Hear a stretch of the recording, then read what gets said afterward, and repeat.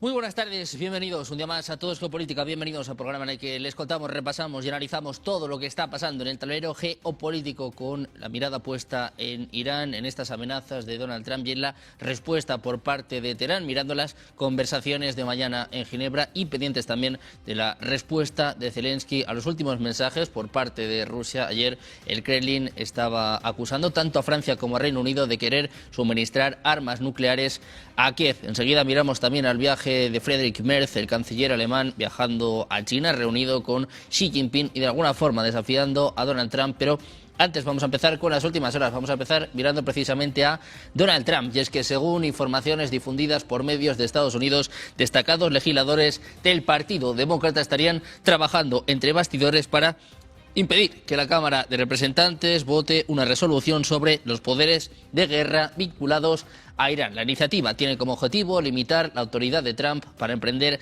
acciones militares sin la aprobación previa del Congreso en el contexto de las crecientes tensiones con Teherán. De acuerdo con estas fuentes, los esfuerzos se centran en evitar que el texto llegue al Pleno para su votación en medio de un intenso debate en Washington sobre el papel del legislativo en la autorización del uso de la fuerza extranjera. Hasta el momento no hay declaraciones oficiales por parte de líderes demócratas sobre estas gestiones que se producen, mientras Trump evalúa sus opciones frente a Irán. En este sentido, hablaba en las últimas horas Chuck Schumer, el líder demócrata del Senado, habla de esta forma sobre los temores de una guerra con Irán. Closed door briefings are fine, but the administration has to make its case to the American people as something as important as. Y a todo esto, el presidente de Estados Unidos pronunciaba un discurso sobre el estado de la Unión, haciendo hincapié en el programa nuclear de Irán. Afirma que Estados Unidos nunca va a permitir que el principal patrocinador mundial del terrorismo posea un arma nuclear. Decía que prefiere manejar esta situación por una vía diplomática, lo que indica su deseo de evitar una confrontación militar a pesar de mantener la presión sobre Teherán. Trump afirmaba que Irán desarrolla tecnología de misiles capaz de alcanzar territorio de Estados Unidos. Dice que ya hay misiles que pueden amenazar a Europa y sus bases en el extranjero y que están trabajando para construir misiles que pronto llegarán a Estados Unidos. Just over the last couple of months with the protests, they've killed at least, it looks like 32,000 protesters in their own country. They shot them and hung them.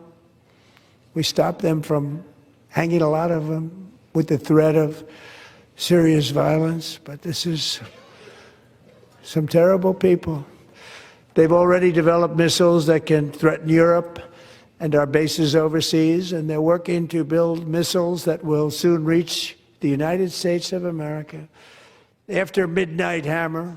Pendientes de Trump y de sus tensiones con Irán en un momento en el que también vamos a hablar de Volodymyr Zelensky. El presidente ucraniano rechazaba este miércoles las recientes afirmaciones de Rusia sobre armas nucleares en Ucrania. Decía que estas son solo un intento de presionar a Kiev para las conversaciones de paz trilaterales. Decía Zelensky, normalmente cuando Rusia no logra una victoria en el campo de batalla empieza a buscar armas nucleares en territorio ucraniano. Decía, eso sí, lamentablemente en Ucrania no hay armas nucleares. Además, el presidente ucraniano destaca que es peligroso jugar con palabras como armas nucleares, instando a otros países, sobre todo a Estados Unidos, a enviar a Rusia un mensaje apropiado.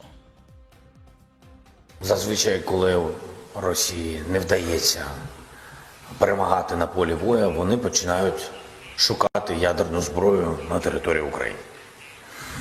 В Україні немає ядерної зброї, на жаль. Ви знаєте всі обставини, коли в Україні була ця зброя і коли не стало. Я думаю, що це підготовка і до зустрічей трьохсторонніх, це і тиск такий політичний. Además, también miramos a la gira del canciller alemán Friedrich Merz. Aprovechaba su visita a Pekín este miércoles para destacar la importancia de mantener y fortalecer las relaciones diplomáticas y económicas con China, así como abrir los canales de comunicación. En su reunión señalaba que Berlín tiene preocupaciones muy específicas en cuanto a su cooperación. Dice que son las dos de las tres mayores economías del mundo y decía que debe mejorar su cooperación. Este es mensaje de Merz para China. Einen Dialog miteinander und dass wir unsere Gemeinsamkeiten herausstellen und uns gemeinsam auch den Herausforderungen stellen, vor denen wir stehen. Wir sind zwei der drei größten Industrienationen der Welt. Das ist eine große Verantwortung, aber es ist auch eine große Chance. Der wirtschaftliche Austausch zwischen unseren beiden Comercio en China, mirando a la respuesta de Zelensky a Putin y sobre todo pendientes de esta escalada en torno a Irán. Nosotros vamos allá con los expertos y contamos con Paco Arnau, analista internacional de redes y medios. ¿Qué tal, Paco? Buenas tardes. Hola Sergio, buenas tardes. Tenemos también a Cristian Lamesa, analista internacional. ¿Qué tal, Cristian? Buenas tardes. Buenas tardes, encantado de estar con vos, con Paco, una vez más. Bueno, pues encantados de teneros por aquí en un día con muchos asuntos que tratar, mirando sobre todo a Irán y a estos mensajes de Donald Trump, el presidente de Estados Unidos, que empieza a mostrar sus cartas y que en este discurso de la Unión, básicamente, para entendernos, daba los motivos, los argumentos que tiene para lanzar un ataque contra Irán. Cristian, quiero saber cómo interpretas tú pues, este último discurso del propio Trump. A mí me pareció muy interesante en muchos aspectos el discurso que dio Donald Trump. Puntualmente en el apartado de Irán, yo creo que ahí hay una especie de tapadera que busca hacer el republicano respecto de las reales intenciones o los reales motivos que habrían para, entre comillas, que habrían para atacar Irán. Y por supuesto sabemos que son las presiones de Israel, no hay otra cosa detrás. Entonces, cuando Donald Trump marca que Irán ya tendría capacidad misilística como para amenazar ciudades en Europa, bases en el extranjero y que pronto tendrá la capacidad para atacar objetivos en Estados Unidos, algo que es una fantasía en toda regla, es algo que nadie puede tomar con demasiada seriedad, pero es de alguna medida decirle a sus votantes, porque fue un discurso muy dirigido a la ciudadanía más que al Congreso, a mi modo de ver.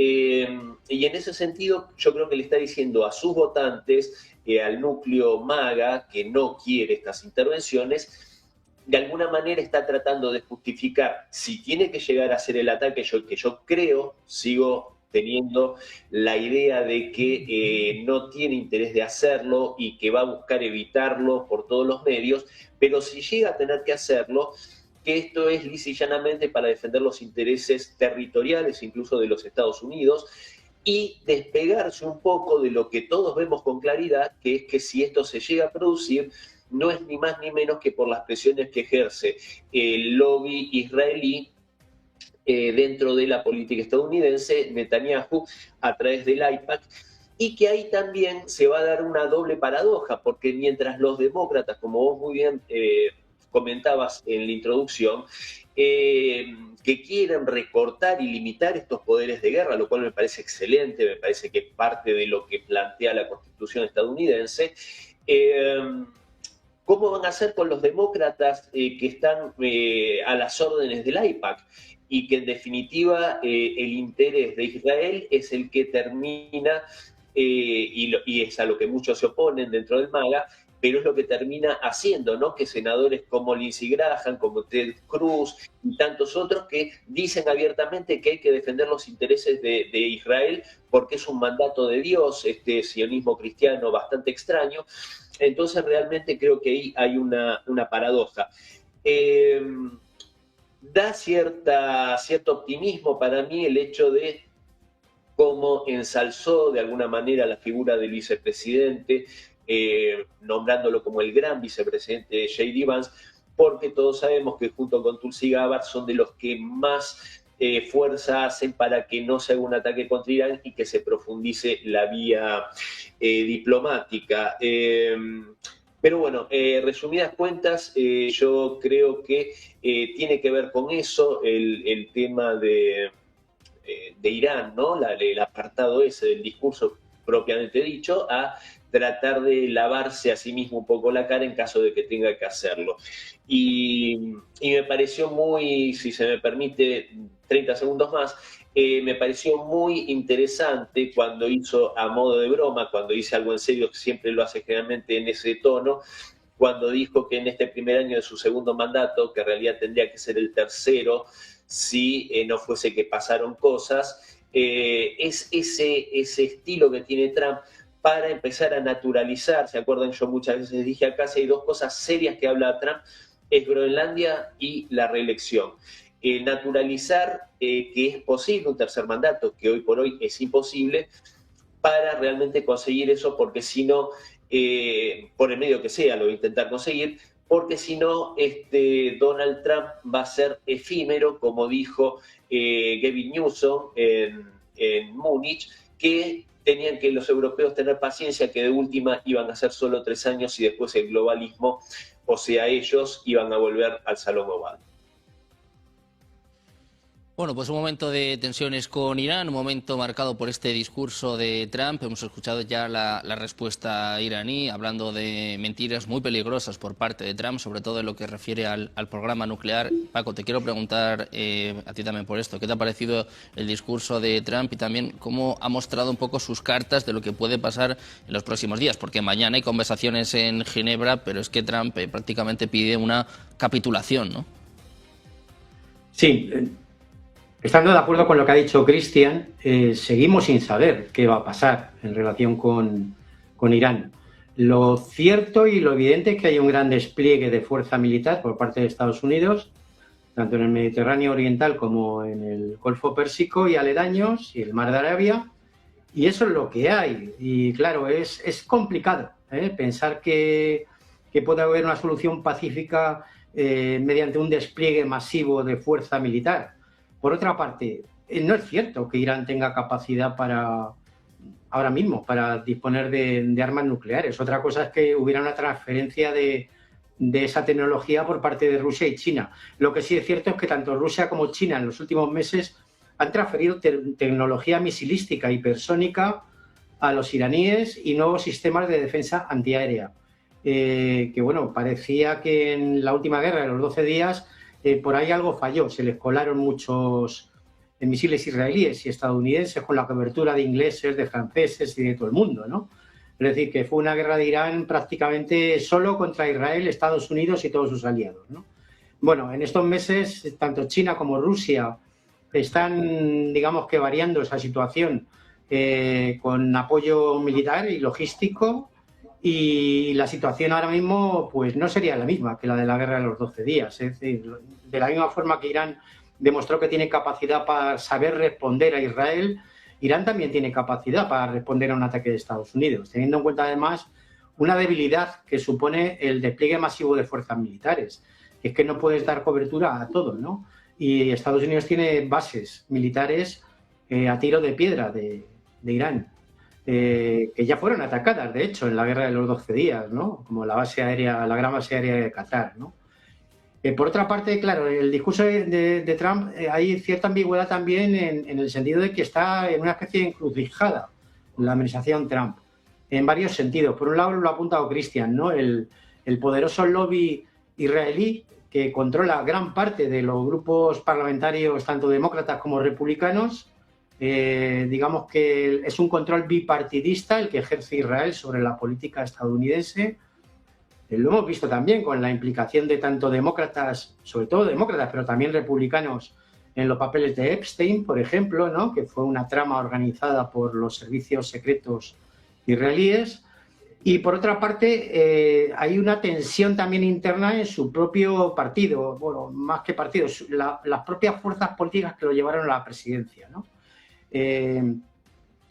Digamos que por un lado está el sector menos intervencionista, que es el del vicepresidente Vance, pero por otro lado también tenemos dentro de la administración Trump a un sector netamente belicista e intervencionista, como son los neocon de Marco Rubio y compañía, ¿no? que son el relevo de las Hillary Clinton y todas estas, ¿no? Y las Nancy Pelosi, por la parte demócrata, ¿no? Ahora tienen su versión neocon también belicista e intervencionista dentro del Partido Republicano, encabezada por Marco Rubio. Y yo insisto siempre en otro tema también de la política exterior de Estados Unidos ahora mismo. En primer lugar, es evidente que es un país en decadencia desde el punto de vista económico, tanto en el plano interno, de la economía interna, una galopante deuda pública y del déficit exterior, y por otra parte también en su presencia en el marco económico internacional frente a China. Es decir, la batalla económica ya la han perdido frente a China. Y ahora tienen muchos frentes abiertos, claro. Tienen el frente de Oriente Medio, específicamente concentrado en Irán. Tienen el tema de Ucrania, que no se acaba de cerrar porque parece que no se han enterado todavía los dirigentes europeos de este llamado grupo de los voluntarios o dispuestos, Starmer, Macron, Sánchez, Merz y compañía, de que Estados Unidos quiere dar carpetazo al asunto ucraniano, pero estos siguen insistiendo, creo que lo veremos luego, en dotar de más armas y prolongar la guerra de Ucrania, ¿no? Mientras que Estados Unidos se concentra en Oriente Medio ahora mismo frente a Irán y en controlar el hemisferio occidental, que yo creo que es ahora mismo la prioridad absoluta por parte de la política exterior de Estados Unidos. No dejar ninguna grieta en el hemisferio occidental, en las Américas, y de ahí su política agresiva para intentar rendir a Cuba por hambre prácticamente, ¿no? En fin, el que mucho abarca poco aprieta, ¿no? Y si si no acaban de cerrar el capítulo de la guerra de Ucrania, continúa la tensión en Oriente Medio y a su vez quieren controlar todo el continente de las Américas, pues al final lo van a tener complicado, ¿no? Teniendo en cuenta además otro factor, ¿no? Con respecto al asunto iraní, que es que Irán no es Cuba, ni es Venezuela, ni es Perú, ni es Ecuador, ni es Argentina. Irán está dentro del espacio euroasiático. Y en el espacio euroasiático ahora mismo las potencias hegemónicas son China y Rusia, no Estados Unidos e Israel. Bueno, pues hablando de Israel y de Estados Unidos, vamos a seguir contándoles noticias importantes de última hora. Saben que se lleva días hablando sobre lo que podría ser el ataque por parte de Estados Unidos, si tendría que utilizar o no la base de Diego García. Esto ha ocasionado un choque entre Trump y Starmer que, parece que se acaba de terminar. Y es que el propio Starmer, el primer ministro británico, complace a Donald Trump. Reino Unido pausa la entrega de la isla de Chagos a Mauricio. El presidente de Estados Unidos criticó este acuerdo y aseveraba que Starmer estaba cometiendo un grave error. En este contexto, después de esta presión por parte de un Donald Trump que ha lanzado varios mensajes en este sentido en las redes sociales, le contamos que Reino Unido ha suspendido el proceso de ratificación de un acuerdo para ceder la soberanía del archipiélago de Chagos, incluyendo la isla estratégica, la base aérea Diego García, entre Estados Unidos y Reino Unido. Es lo que apuntaba el subsecretario de Estado estadounidense. La decisión de suspender esta ratificación responde a la necesidad de revisar aspectos legales y de seguridad nacional relacionados con el acuerdo. El archipiélago, actualmente bajo jurisdicción británica, ha sido objeto de disputas internacionales, sobre todo después de las resoluciones que cuestionan la soberanía británica y respaldan las reclamaciones de Mauricio. La base de Diego García es considerada clave para operaciones militares en Oriente Medio, África y el Indo-Pacífico, lo que convierte cualquier cambio en el estatus de este territorio en un asunto de gran sensibilidad estratégica. Pendientes de Reino Unido, mirando a Keir Starmer, vamos a seguir mirando a lo que es una de las noticias del día de hoy. Ayer, como saben, Rusia acusaba a Francia y a Reino Unido de querer suministrar armas nucleares a Ucrania. Decía básicamente que es una auténtica locura. Putin también advertía sobre lo peligroso que es el uso de este tipo de armas. Y hoy hemos visto la respuesta por parte de Zelensky. Dice que lamentablemente no tienen armas nucleares y dice que Rusia está utilizando esto de cara a presionar a las próximas conversaciones. Cristian, te lo quiero preguntar a ti. ¿Cómo ves este movimiento por parte de Francia y de Reino Unido, que ayer, por cierto, en la ONU negaban esta cuestión, y la respuesta de Rusia que, básicamente dice que va a afectar también a las negociaciones, o sea, que va a marcar más distancia, más diferencias, a pesar de que ayer entrábamos en el 4º aniversario de la guerra? Sí, claro, incluso la negación de Zelensky es bastante sugestiva cuando dice que lamentablemente no tiene, o sea, desearía tenerlas. Esto a mí no me sorprende para nada, porque sabemos que la desesperación que tienen los globalistas europeos, especialmente 3 de ellos, ¿no? Macron, Starmer y Merz, aunque parecería ser que Merz se bajó de esta aventura, dijo que Alemania no querría formar parte de esto, pero con esta locura que tienen París y Londres, y que siempre están apostando por la escalada contra Rusia, por el acoso, por el ir más allá de las líneas rojas que se le van marcando, no es de sorprender. Y aparte, no sorprende porque el mismo Zelensky, ayer lo mencionábamos a la pasada, Sergio, allá en la conferencia de Múnich de comienzo de 2022, antes de la operación militar especial, declaró que Ucrania reivindicaba el derecho a tener armas nucleares, a volver a tener armas nucleares. La desesperación por recuperar la central nuclear de Zaporozhia, hay muchos que la atribuían a que de ahí tomarían el material para crear una bomba sucia, otra opción, ¿no?, que estaba sobre la mesa por parte del régimen de Kiev. Y muchas veces, en otras ocasiones, reivindicó y manifestó el querer tener armas nucleares. Nadie tiene dudas de que si el régimen de Kiev tuviese armas nucleares, las usaría. No tendría ningún empacho en empujar a la humanidad al borde de un abismo nuclear. Y lo mismo creo yo por parte de Macron y de Starmer, por los intereses a los que responden y porque en última instancia yo creo que tienen la idea o la fantasía de que una respuesta por parte de Rusia sería controlada y contra territorio ucraniano, lo cual es lo que están buscando. Yo creo que no sería así, se están arriesgando mucho, porque yo creo que la respuesta sería territorio francés y británico. Y la esperanza que tienen ellos es que en esa instancia a Donald Trump no le quede más remedio que entrar abiertamente en una confrontación del lado de ellos y en contra de Rusia, lo cual sería una catástrofe, pero esta gente no mide las consecuencias de sus actos. Y creo que esto es parte de una desesperación que marca no solo Zelensky, sino sus socios europeos, y esa desesperación justamente es la que nos pone en el peligro de una escalada sin precedentes. Yo no tengo ninguna duda, absolutamente ninguna duda, de la veracidad de los informes de la inteligencia exterior rusa.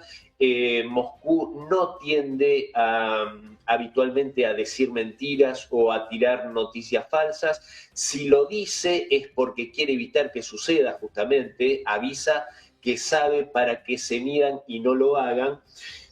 Y por último, y con esto cierro, Sergio, yo me pregunto si Israel está haciendo el tremendo escándalo que está haciendo contra una república islámica del Irán que no tiene ninguna intención, dicho por ellos mismos, de tener armas nucleares. Una fatua de Jamenei impide, una fatua que es un precepto, un decreto islámico, impide que Irán tenga ese tipo de armamento, y a pesar de todo eso se hace todo este escándalo en Medio Oriente para evitar que Irán tenga armas nucleares, que es algo que no reivindicó.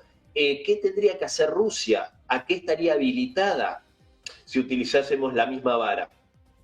Contra no solo Ucrania, sino contra París y contra Londres. Creo que esa es una pregunta interesante que nos debemos hacer, porque si estamos en un mundo con tantas dobles varas, esto en algún momento irremediablemente va a estallar. Bueno, pues un momento de mucha tensión en torno a Irán, precisamente por las armas nucleares, y todo esto en un momento, en un contexto en el que el Servicio de Inteligencia Exterior de Rusia apunta a Francia y a Reino Unido. Se dice además que Alemania también podría estar pensando algo similar.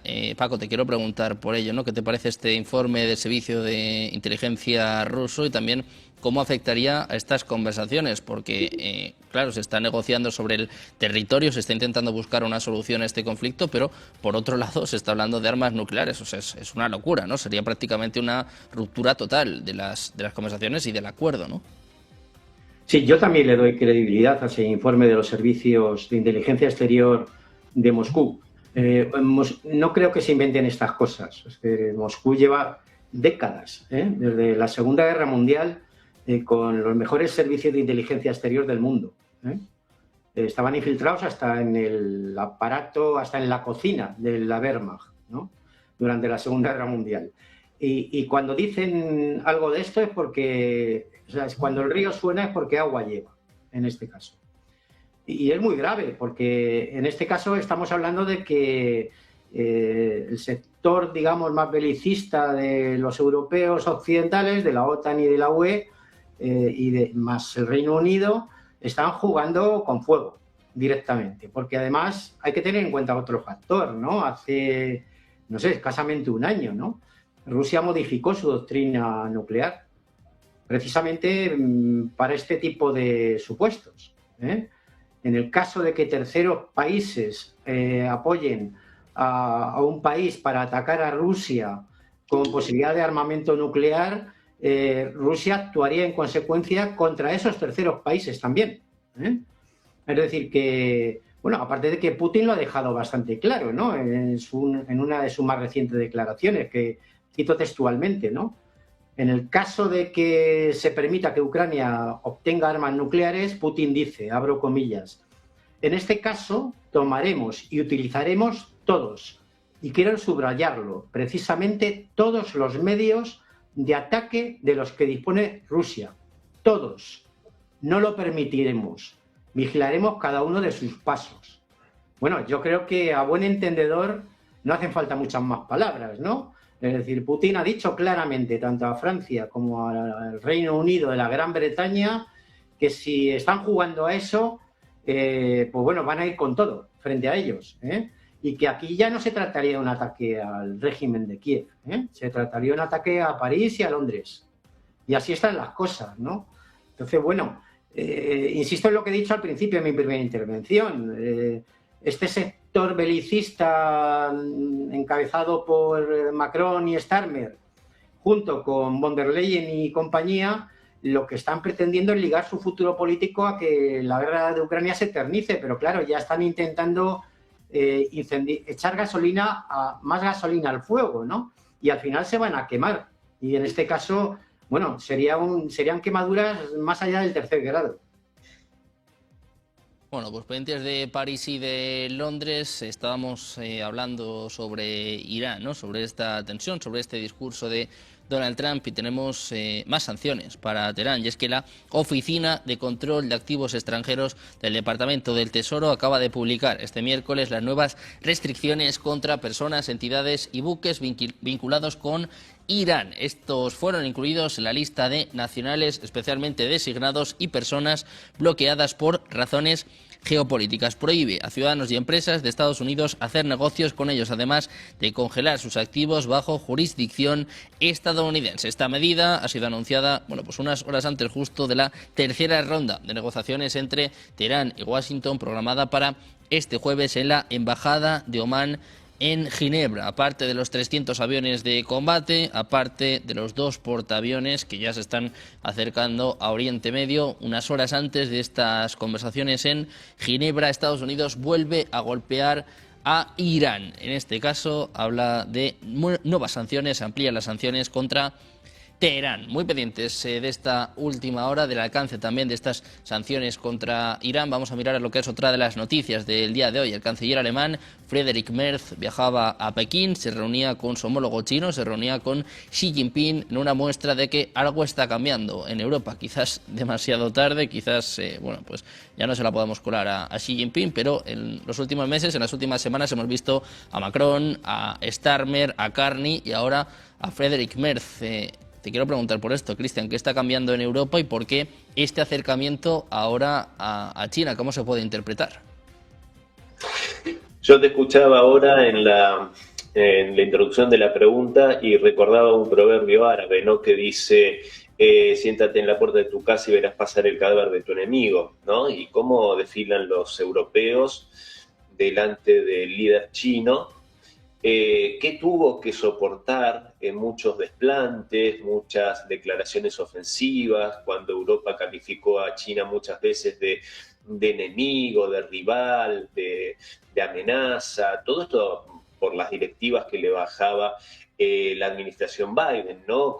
Que como he referido en alguna oportunidad, ¿no? Como también tuvo al mundo en vilo cuando hicieron esas aventuras alocadas, como Nancy Pelosi yendo a Taiwán en una visita oficial, ¿no? Algo que obviamente cruzaba líneas rojas para Beijing. Bueno, los europeos que fueron escuderos, mandaderos de esto, de este estas políticas, ¿no?, xenófobas por parte de la administración Biden, ahora que el anciano senil se retiró del Salón Oval y que nuevos vientos soplan allá por la Casa Blanca, que son, por cierto, hostiles al globalismo europeo, y bueno, y tienen que hacer este desfile, tienen que humillarse como se unía. Habrá que ver cómo le va a Merz. Starmer sabemos que le fue bastante mal, ahí con un destrato interesante por parte de el gobierno chino cuando fue en solitario a visitar la ciudad prohibida, tan solo con un intérprete.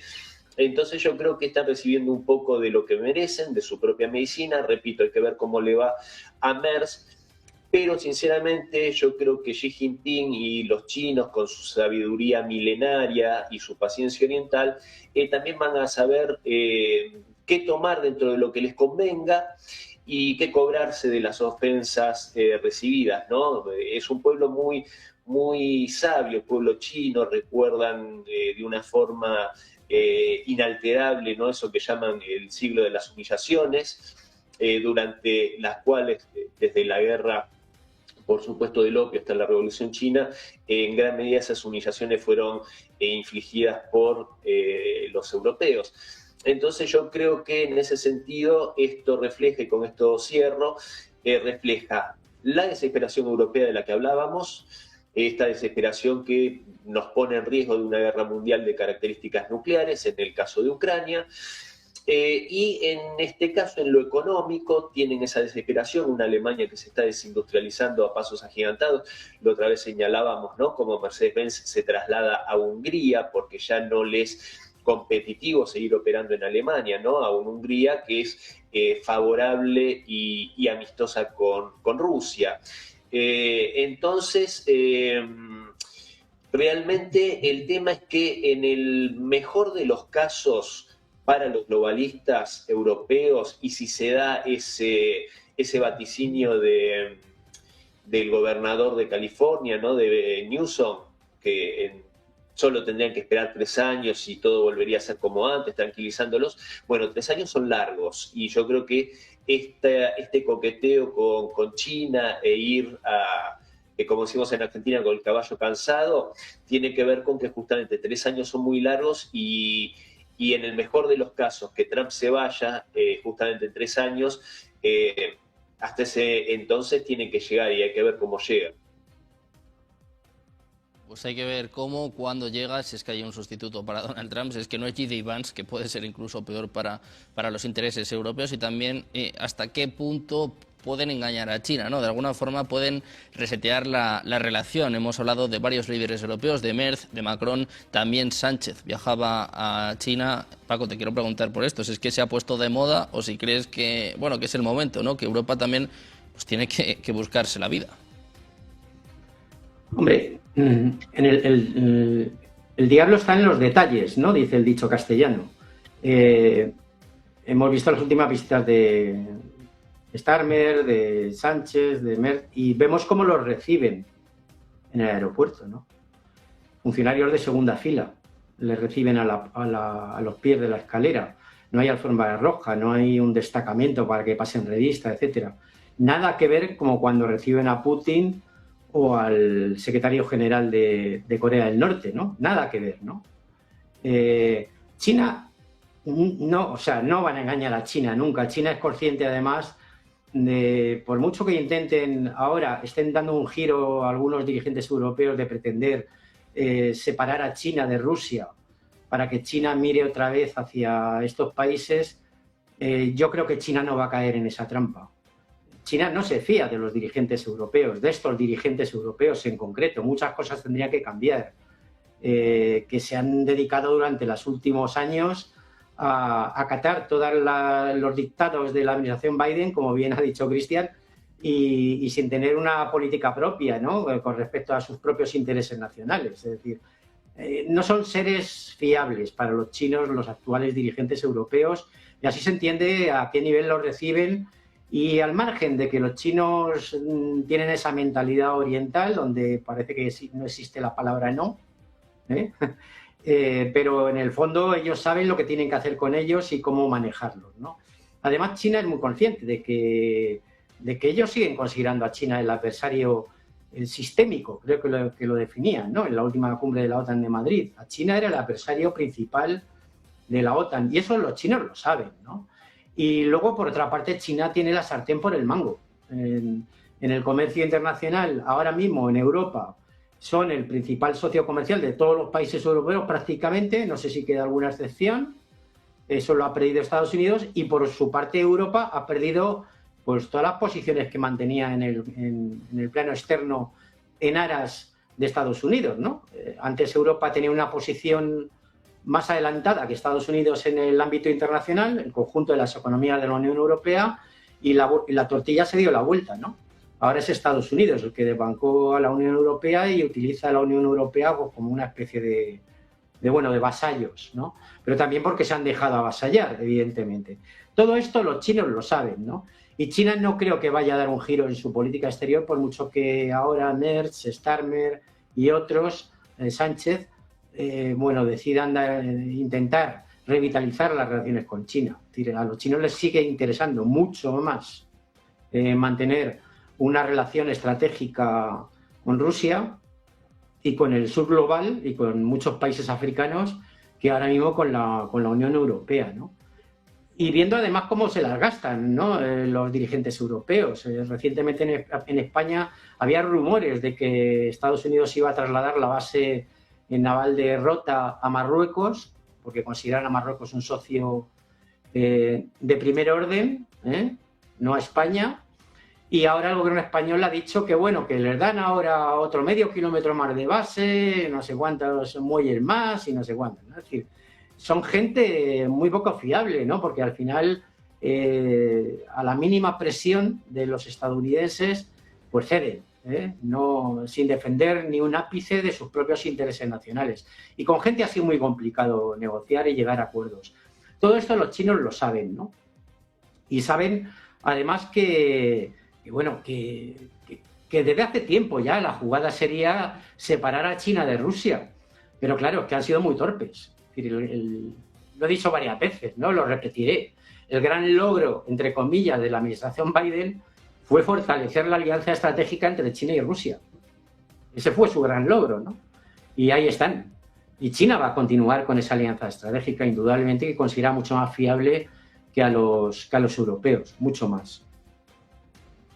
Precisamente, hablando de los europeos y hablando de China, estábamos comentando antes, ¿no? El hecho de que Francia y Reino Unido, según el Servicio de Inteligencia Exterior de Rusia, bueno, pues que estarían pensando suministrar armas nucleares a Ucrania, y hoy hemos visto la respuesta por parte de China. Mao Ning, la portavoz del Ministerio de Exteriores, decía que no se puede librar una guerra nuclear. Dice que el marco para un acuerdo en Ucrania está poco a poco acercándose, y además ha respondido directamente a Estados Unidos. Dice que Estados Unidos ya no sabe qué hacer para justificar las pruebas nucleares. Saben que el Pentágono también hace un par de semanas acusaba a China de pruebas nucleares secretas, y ahora, bueno, pues China ha respondido tanto a estos informes sobre Francia y Reino Unido como directamente a Estados Unidos. Te quiero preguntar también por esto, Cristian, porque el peso de China es innegable, ya no solo en la guerra de Ucrania, sino también por la importancia que tiene a nivel económico. Lo estamos viendo, ¿no? También precisamente con este viaje de los líderes europeos, y parece que empieza a perder la paciencia, sobre todo con estas acusaciones en torno a las pruebas nucleares, ¿no? Es un tema muy serio, y encima es que el tratado de New START ahora mismo ha caducado. O sea, ahora mismo no tenemos ningún tratado, ningún acuerdo. Sí, lo que pasa es que, China ha demostrado que es una potencia mundial de primer orden, es una de las tres grandes potencias.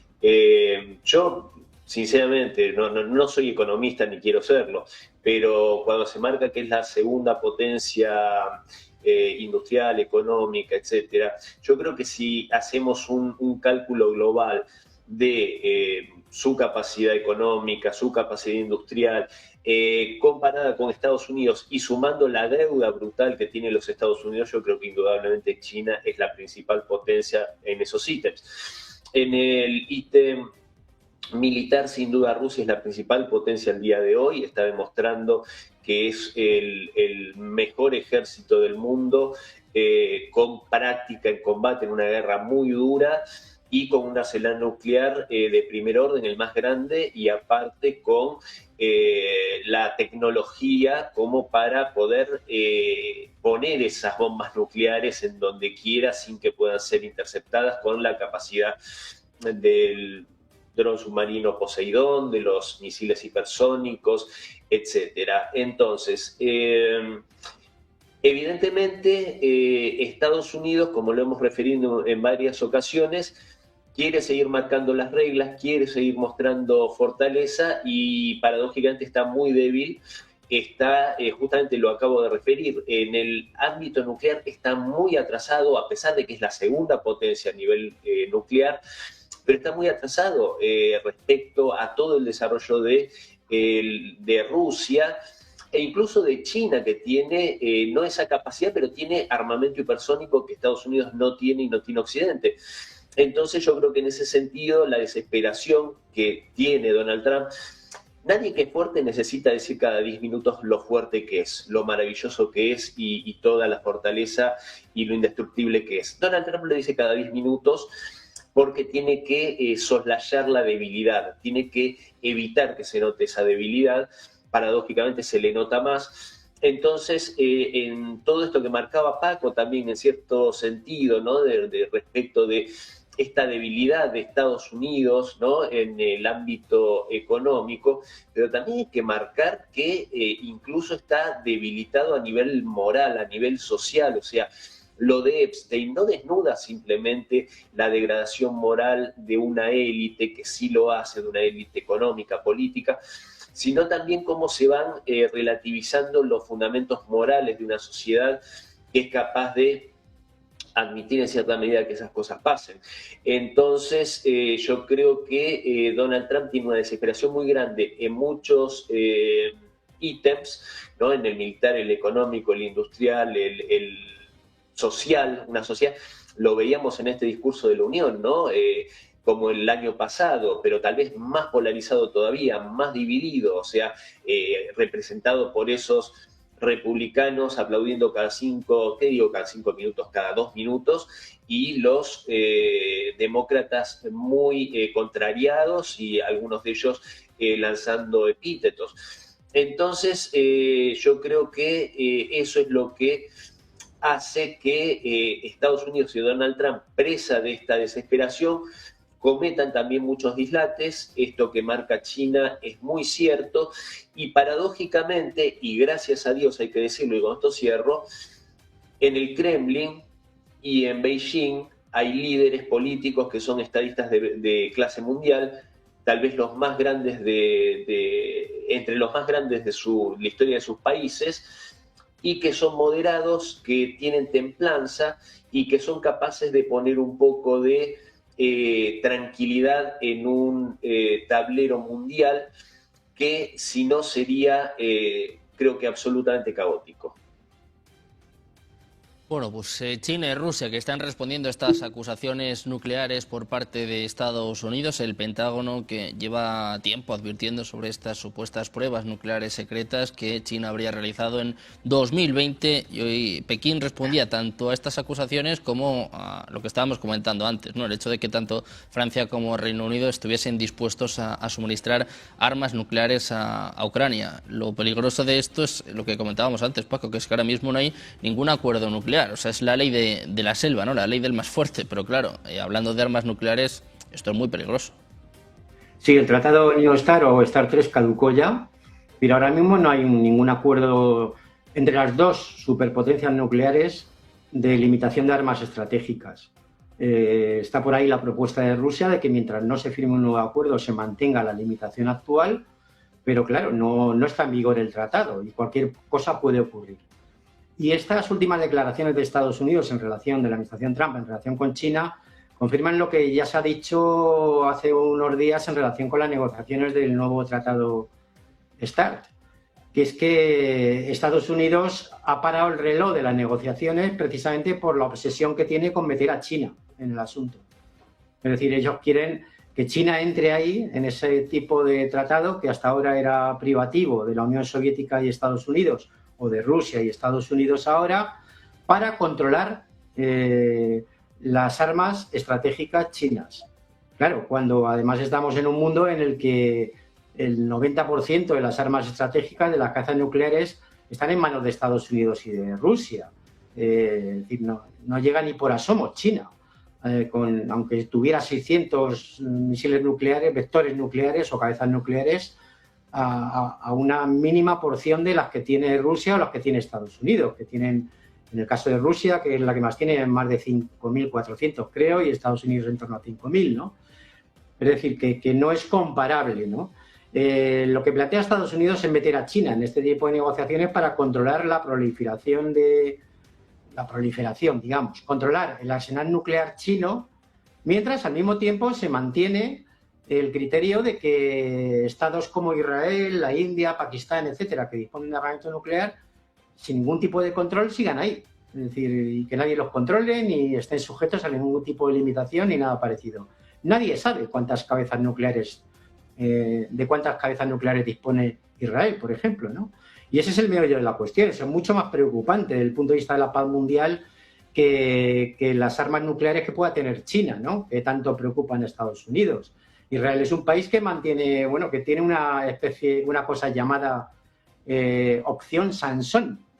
Y la llamada opción Sansón es que en caso de peligro evidente para la supervivencia del Estado de Israel, pues haría como Sansón, muera yo con mis enemigos. Es decir, una especie de desatar todos los infiernos con las armas nucleares a su disposición, y una tercera guerra mundial, y que ellos mueran con sus enemigos, ¿no?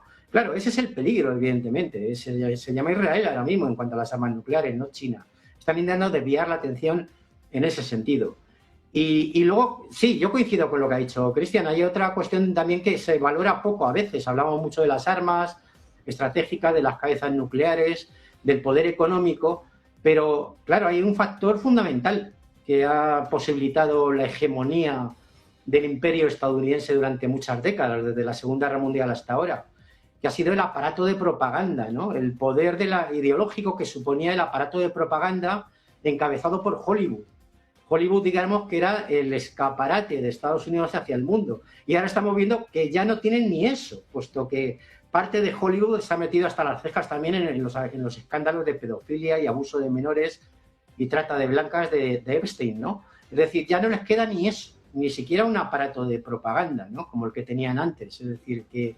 Y claro, y al mismo tiempo, por mucho que los medios occidentales mayoritarios manipulen y oculten la realidad de lo que pasa en China o lo que pasa en Rusia, bueno, a poco que vea la gente vía redes sociales u otros medios, por eso intentan incrementar la censura en ellos, es que tanto en China como en Rusia la gente progresa y no se ven los problemas que se ven en las calles de Filadelfia o de Los Ángeles. Moscú es una ciudad limpia, sin problemas graves de delincuencia, y no hablemos de China, ¿no? Un país deslumbrante, ¿no? Que parece que está viviendo ya en el siglo XXII. En fin, es que ya han perdido también hasta el poder atractivo que ha tenido durante décadas el aparato de propaganda que estaba encabezado por Hollywood, ¿no? Hasta eso lo han perdido ya, ¿no? Y es una fase de decadencia, yo creo que ya irreversible también en ese aspecto, ¿no? Puesto que la decadencia ideológica también es el preámbulo de una decadencia política, ¿no? Todavía no ha habido rebeliones en Occidente o revoluciones. En los archivos de Epstein había varios comentarios al respecto. ¿Por qué la gente no se subleva contra nosotros y tal? Se preguntaban algunos, ¿no? Decían, no, porque les estamos dando pan y circo. Pero es que, claro, cada vez hay menos pan y el circo ya no funciona. Pues un momento crítico, desde luego, para Europa, también para Estados Unidos, un día marcado por este discurso por parte de Donald Trump y, sobre todo, pues mirando a lo que puedan suceder en estas conversaciones de mañana en Ginebra. Os quiero preguntar por esto antes de terminar. Se informa de que Araghchi ya está de viaje a Ginebra, ya está de viaje a Suiza, se espera también a Witkoff, a Kashner. Cristian, ¿esperas algo de estas conversaciones? Hoy Irán acusaba a Trump de utilizar el estilo Goebbels, sobre todo después de este mensaje en el discurso de la Unión. Sí, a ver, hay algo que magistralmente calificó Dmitry Peskov, que es la diplomacia del megáfono. Yo creo que desgraciadamente Trump cae muy seguido en la tentación de utilizar la diplomacia del megáfono, Afortunadamente no con China, no con Rusia, ahí es mucho más respetuoso y medido, pero en el caso de Irán y otros países sí lo utiliza y creo que es lo menos constructivo que puede haber. Yo creo que cuando se están llevando adelante negociaciones hay que ser lo más cuidadoso posible. Por eso creo que es prudente y lógico estas declaraciones del lado iraní de no usar este método Geben. Dicho esto, yo sigo teniendo... a pesar de... hay cosas que son muy concretas y quiero ser breve para que Paco también pueda dar su opinión, pero es cierto que hay un despliegue militar naval pocas veces visto en el tema del Golfo Pérsico y toda la región en este acoso a Irán. Eso es innegable. Pocas veces se hace de forma gratuita. En Venezuela se hizo algo a menor escala, pero finalmente terminó conduciendo no a un ataque y a una incursión terrestre concreta, una invasión, sino a la extracción de Maduro. Eso bajo ningún aspecto podrá pasar en Irán. Ahora, hay cosas que son concretas y brevemente las señalo. A Estados Unidos y particularmente a Donald Trump no le sirve para nada que le hundan un portaaviones o un navío importante, y es algo que Irán tiene la capacidad de hacerlo con la tecnología misilística que tiene, hipersónica, puede lanzar enjambres de drones, puede saturar las defensas de estos portaaviones, de estos navíos, tiene lanchas rápidas, cientos de lanchas rápidas, como para hacer un caos y que empiecen a regresar estadounidenses envueltos en la bandera de barras y estrellas. Yo creo que Donald Trump no quiere eso. Sí está haciendo bravuconadas y está mostrando otra cosa, pero yo creo que está negociando con su estilo de ir de escalar para desescalar. Yo sigo creyendo en los buenos auspicios de Witkoff. Se ha visto con Rusia, ha sido muy constructivo, y yo no quiero perder las esperanzas en que lo de mañana, tal vez no mañana, pero que puede dar buenos resultados, siempre y cuando el demonio que está ahí siempre dando vueltas, que es Netanyahu, no se anticipe en alguna jugada destructiva como hizo en la guerra de los 12 días al comienzo. Precisamente mensaje por parte de J.D. Vance, el vicepresidente de Estados Unidos, se está advirtiendo ahora mismo. Dice que la delegación iraní debe tomarse en serio la negociación de mañana. En medio de estas amenazas, Paco, te quiero preguntar lo mismo. ¿Qué esperas de esta reunión de Ginebra?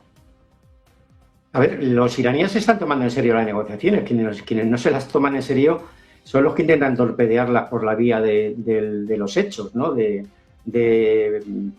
músculo militar, amenazas militares directas, etcétera, ¿no? Y luego tenemos antecedentes históricos, ¿no? Por parte de Estados Unidos de cómo funciona su política exterior, ¿no? En el plano de las potencias adversarias, ¿no? Recordemos porque no vivíamos, ¿no? Pero en 1898 Estados Unidos provocó el hundimiento del Maine, del acorazado Maine, en el puerto de La Habana, para declarar la guerra a España y quedarse con Cuba, que es lo que hicieron, de hecho, ¿no? Entonces, ¿Irán tiene ahora mismo capacidad para destruir un portaaviones estadounidense? Pues es muy posible. Mao decía que las armas nucleares eran tigres de papel. Ahora mismo en la guerra moderna los portaaviones son tigres de papel, porque un misil hipersónico puede destruir un portaaviones sin que sea detectado hasta cuando ya está a 200 metros a 5.000 kilómetros por hora. Y por otra parte, han surgido noticias últimamente de que China está librando ya misiles hipersónicos navales a Irán, que tienen la capacidad esa, además, especializados además en el plano naval, ¿no? De hundir portaaviones, ¿no?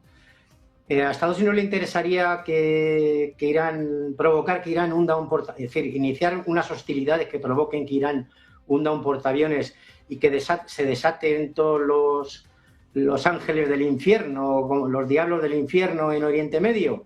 Bueno, pues yo creo que a Estados Unidos no le interesa, y menos aún a Europa, ¿no? Porque provocaría una crisis económica mundial muy profunda teniendo en cuenta además que una quinta parte del crudo y el gas mundial pasan por el estrecho de Hormuz.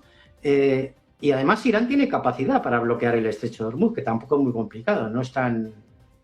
Es un poco más ancho que Gibraltar, pero tampoco mucho más. Es decir, con un par de barcos que hundieran allí, el estrecho de Hormuz quedaba fuera de combate y se cortaba todo tráfico de petróleo hacia Europa y Estados Unidos desde las petromonarquías del Golfo, ¿no? Que ahora mismo, pues bueno, es decir, es estratégico, es un petróleo estratégico para Estados Unidos y para Europa. Estados Unidos ahora produce más petróleo gracias al fracking, pero sigue gastando más petróleo del que produce, ¿no? Y en el caso de Europa no hablemos, ¿no? Solo disponen de petróleo del Mar del Norte, de Noruega y Escocia, ¿no?